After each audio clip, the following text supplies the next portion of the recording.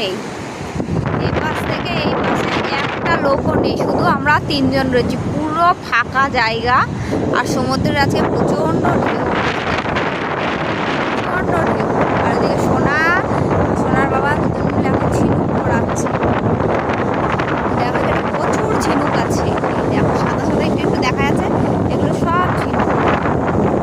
সোনা সব ফুটিয়ে ফুটিয়ে দিচ্ছে বাবার কাছে। এই সোনা, খুব হাওয়া দিচ্ছে আর দেখো প্রচণ্ড ঢেউ।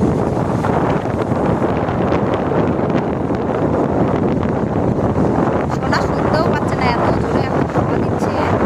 এদিকে চলে আয়, জল আসছে, প্যান্ট ভিজে যাবে। জল আসছে, জল আসছে।